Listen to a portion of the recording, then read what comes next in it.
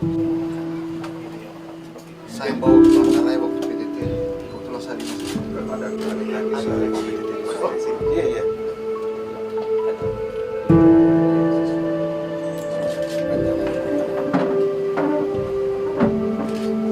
Jadi Dokter Mawar, saya kan udah datang ke sana. Saya udah lihat hasil otopsinya. Ya.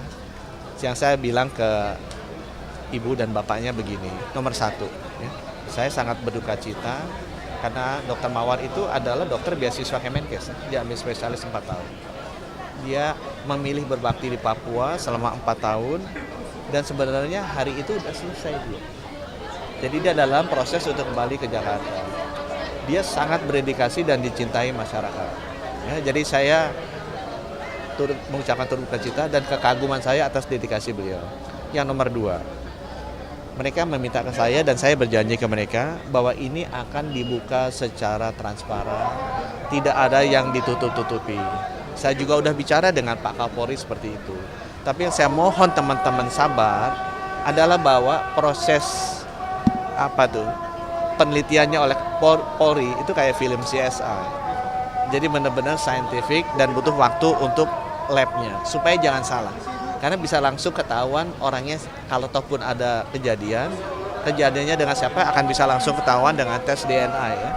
Jadi tolong bersabar, tapi janji saya dan sudah bicara dengan Pak Kapolri itu akan dibuka secara transparan.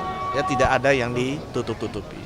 Yang ketiga, yang penting adalah ini memberikan inspirasi, motivasi bagi kita jajaran pemerintah agar bisa menjamin keamanan dokter-dokter yang bekerja di daerah-daerah yang sulit, khususnya Provinsi Papua Pegunungan dan Papua Tengah.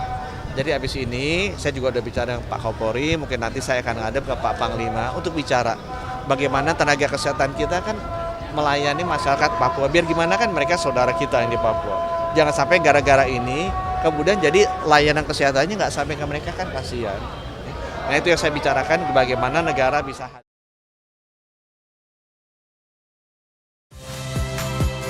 Saya Nitya Anissa, saksikan program-program Kompas TV melalui siaran digital, pay TV, dan media streaming lainnya.